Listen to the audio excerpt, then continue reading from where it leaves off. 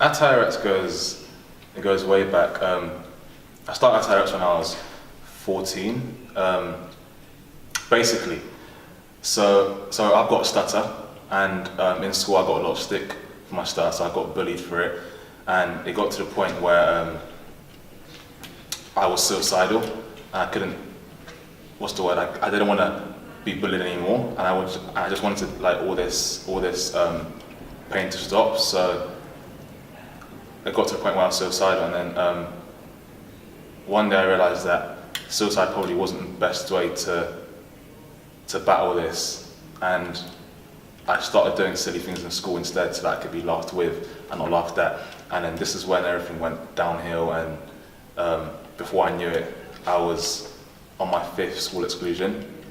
And when I got home that day, I saw my mum crying, and she was just broken, and she told me 2 things. She told me that number 1 was that you're perfect.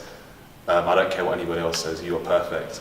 And I know most parents say this to their kids, but that meant a lot to me. And the second thing was, I really want you to be a success. Do what you love most and get paid for it. Now, as a 13 or 14-year-old kid, do what you love most and get paid for it. So I was thinking, And so the next morning, she used to give us lunch money. And with the £2 that she gave me that morning, I went to a local corner shop and I bought chocolates. And I then became known around school as this businessman. And the £2 became £4, and then the 4 became 8. And then soon I was making thousands of pounds, and I was a school walking tuck shop, and I was employing people from different year groups to sell chocolates and sweets, and then people tried to start their own businesses, and I went from chocolates to crisps to drinks, and no one could compete with me. And then this is when I realised that, damn, I'm actually good at something. I wanted to do business. I wanted to be rich. But since then, my whole purpose and reason why I do business changed. I don't think the money is a good enough reason just to do business. I think loads of people start business to make money, and you soon find that those people fail because that passion isn't there. And so so I made like £1,500, and I went to my school, and I had this passion for fashion. That sounds really cheesy, but it's true. And I realised that people want to start brands, but no one wants to become that manufacturer, the person behind the brand. And I realised that if I go to my school and say, look, I know you guys want to get some Levi's hoodies this year, I've got a deal for you. I can make your hoodies for you. If they're shit, don't pay me. If they're good, pay me. So it was risky, but with the 1,500 quid that I'd made, I bought these hoodies from a supplier that I found online. I typed in customized clothing, and I was like, yeah, you know what, I'm gonna buy these hoodies from you, and they'll get sent to my house, and I'll send them to school. So I did that, and then the school loved it, and I realized, damn, this is very, very profitable, and I might be able to do this for different schools. So now I work with loads of schools. I've done uniform for Sainsbury's, I've done uniform for Starbucks, Ducati, and a lot of the UK brands, and that's how TEDTalks was born, really. You're kind of like a merchandiser, like you bring this stuff in. How does a TEDTalks work from your part? You know, what part do you play in that? Cool. So right now I'm the CEO of my company. I've got 24 staff. They're basically in an office, emailing people, calling people, saying, yo, we can design your new uniform. So I'm not sure if I can mention clients actually. Anyway, I'm working with a new client.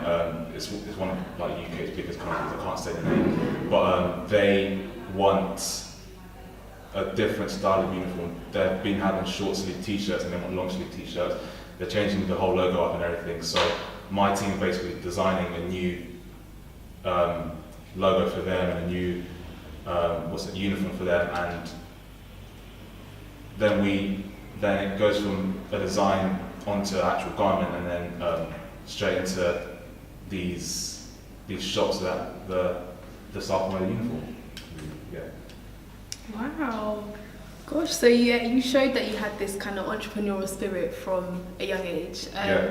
Is this always the career path you wanted to Yeah. go on, or do you have anything else in mind beforehand?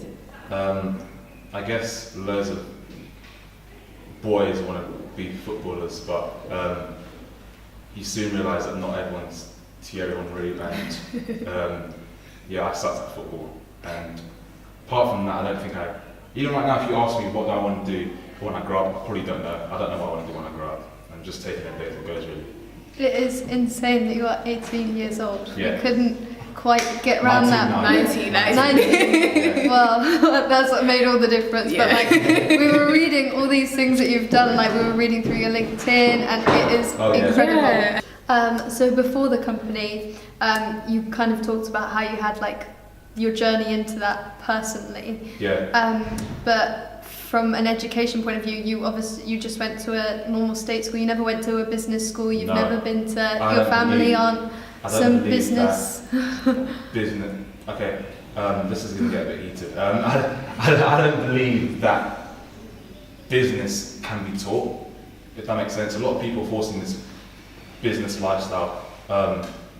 In 2010, Instagram came along, made £1 billion in 500 days, and everyone thinks they're an entrepreneur all of a sudden.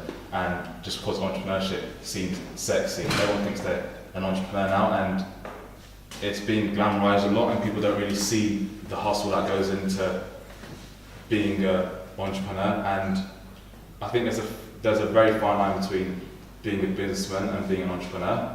And being an entrepreneur is like making a change and caring about people, and being a businessman is just, it's all about money, and that's what people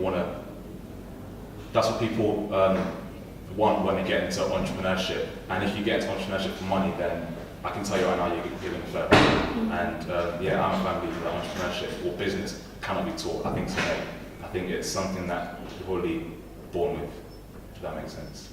It's definitely a controversial topic. It But is. What if we take it back to before Tyrex? Like, how did your upbringing, your friends, and your family like play a part into creating the man who you are today?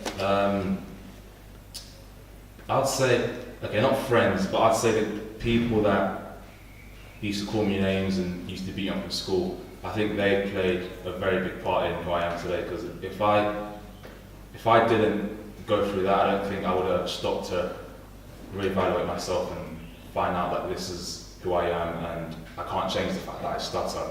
And no matter how many speech therapy courses that I can go on, I'm still going to have a stutter at the end of the day. I stutter right now. But I think that people helps me to be a bit more self-aware, and people these days lack self-awareness.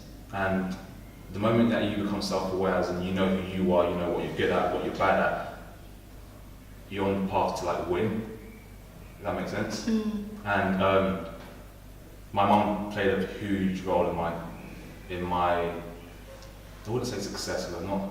I wouldn't say I'm successful yet. I'll say she played a role in who I am today. Because if it wasn't for her words, if it wasn't for her tears, and if you see someone you love crying, and especially your mum, and then you know, damn, this is real. So when I was young, I was 14, and I saw her crying, I was like, this can't be happening. I need to actually do something to make her proud, and that's what I'm trying to do, really. I wanted to ask you about, I saw on your LinkedIn something about the Mosaic Network. Tell me more about Mosaic Network is a charity that I am an ambassador for, and they basically help young people or students in school learn more about business. Now, I said that business can't be taught, but they're not teaching business. They're basically, Mosaic Enterprise have this game online where it's literally the kids get to run their own businesses online, and you get to realise soon who's good at business and who's not.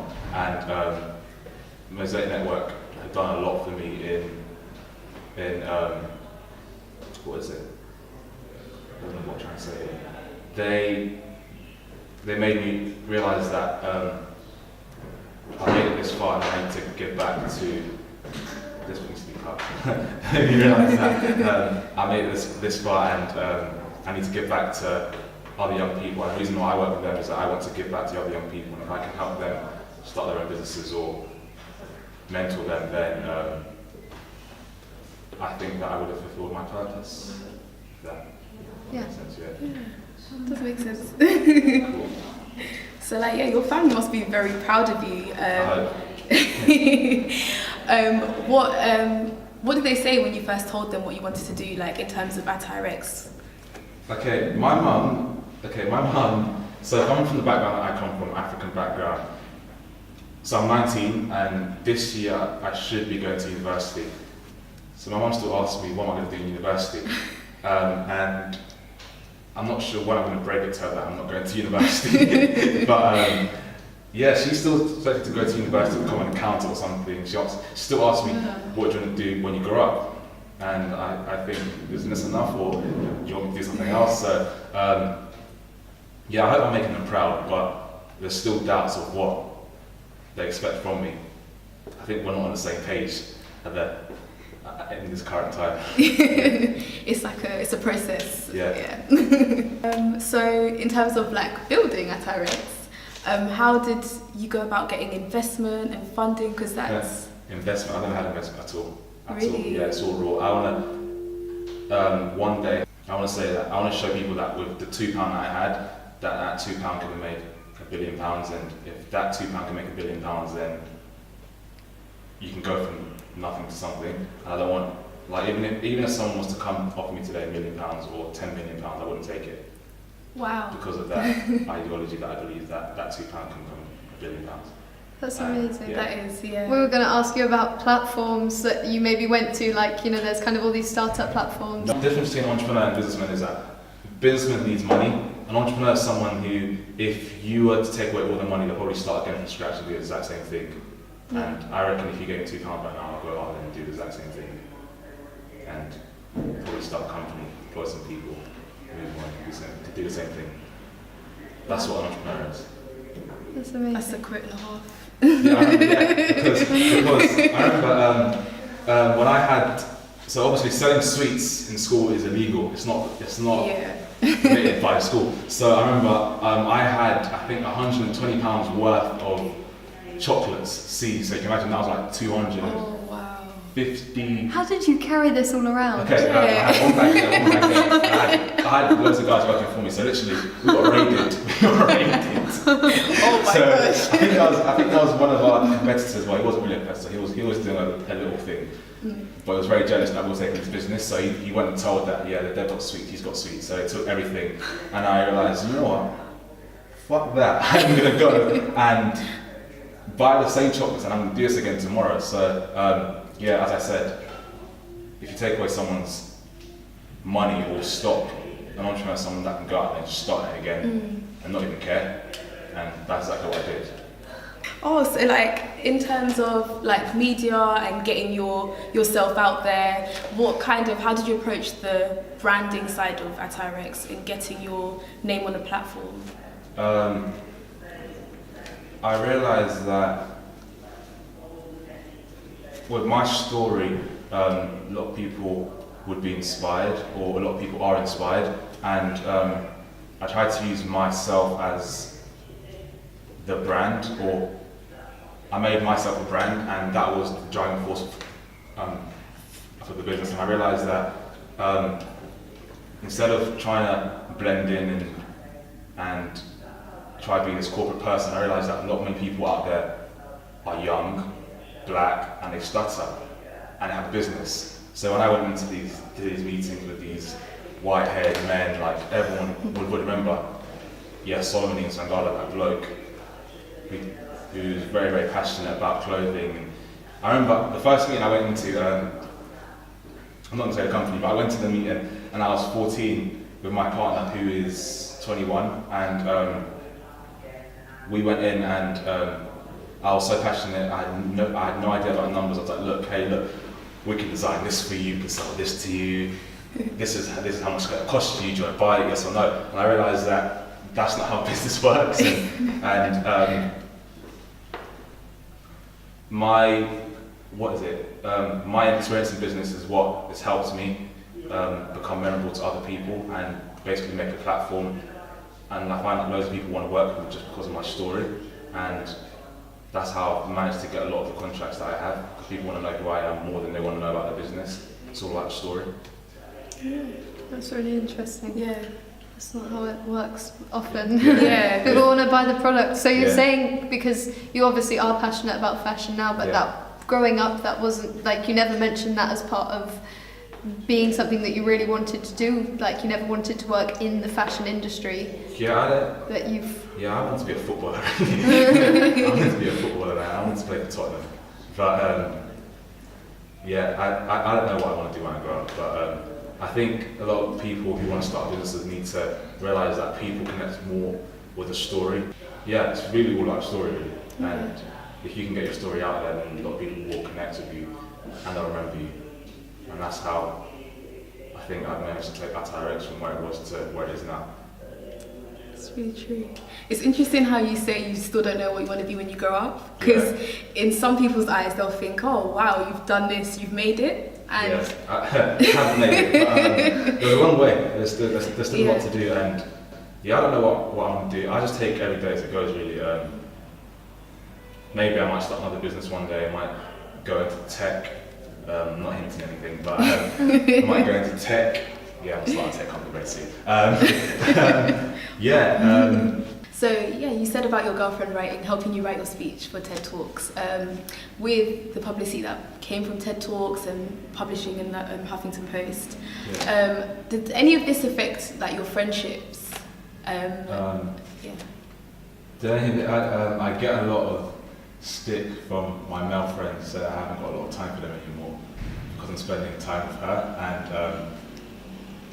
I don't think that's the case. I just think that when I started my business, I just became very busy, and I'm going to go against that and say that people think they're busy, but they're not really busy. It's all about priorities, and at the time, or right now, my business and my family and my girlfriend is obviously a priority to me, and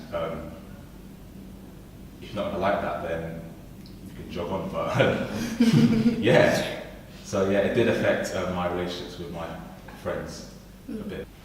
So when you were giving your TED Talks, it's like you were obviously talking about your life but giving advice at the same time. Yeah. But you also talked about personal things and giving advice on that just as much as your business, and sort of the things that you went through and had to face. What would your advice be to people who are going through any sort of mental health issue or stuttering or whatever they struggle with? I feel like it could, your advice would really help. The title of my TED Talk is The Perfect Imperfection, and I came up with this, well, I didn't come up with this idea, but I believe that every single person is imperfectly perfect, and I told them that my stutter was one of my perfect imperfections, because the moment I realised that the stutter is what made me who I am, and me realising that I can't change the fact that I stutter, a lot of people can't change the fact that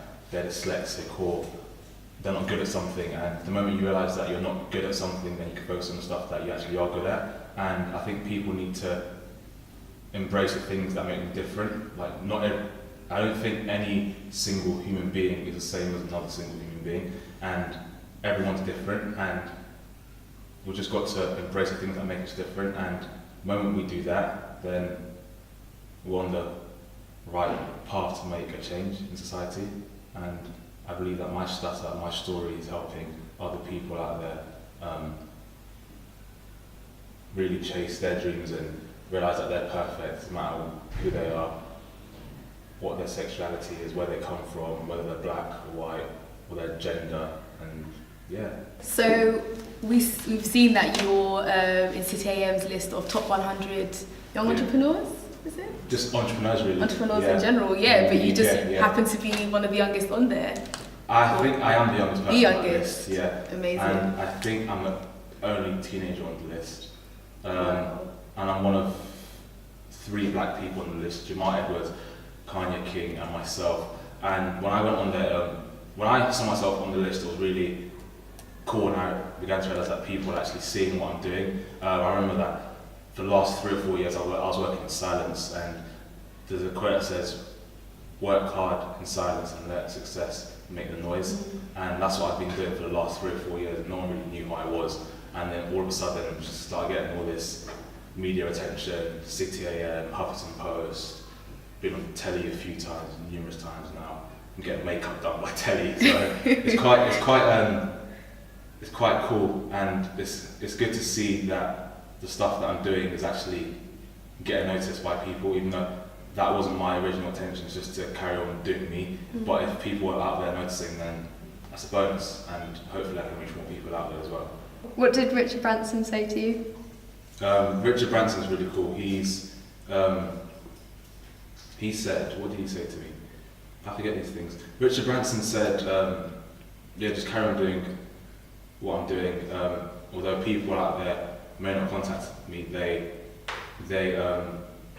he can see what I'm doing, and there's people out there who have mentioned my name to him, and they're quite big people. He didn't say it in a way to boost my ego, he just said that there's people out there who are watching you, just carry on doing your thing, and that made me feel a bit more inspired. Yeah. Epic. That would be pretty amazing. So could you tell us 3 things that you would tell to any young entrepreneur who kind of wants to follow in your footsteps? Cool. I'd like to tell this to any person really, not even a young entrepreneur. Number 1 is that you're going to die. That's the first thing. Go out there and do something about it. And if that isn't motivation, I don't know what is. And number 2, I'd say, is surround yourself with very cool people. Surround yourself with some very important people as well. There's no point of you talking to someone, okay, this is going to sound very selfish, there's no point of you talking to someone who you know can't help you. If you want to be the next Richard Branson, if you want to be the next Sadiq Khan, or if you want to be a doctor, then surround yourself with people who are doing what you want to do. And number 3, I'd say, is don't ever think there's substitution for hard work. A lot of people think that they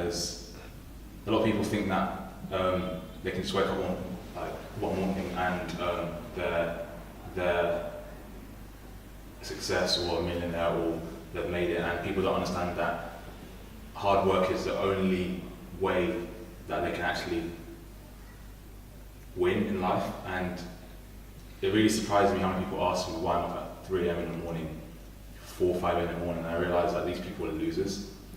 And if you're not willing to be up late at night for something that you believe in or your passion, then you're not really going to go far. And hard work for me is what has made me come this far, and it's probably what's going to take me to the next level. So yeah, just work hard and work smart as well. Some great tips there. Thank you.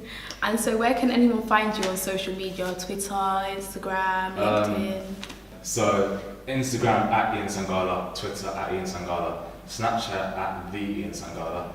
Thank you so much for coming to speak to us, sharing your story. It's been really interesting. It's been fun. Good. Yeah. I haven't done anything like this before. So, Really? Yeah. Really? Cool, yeah. I haven't done a talk show.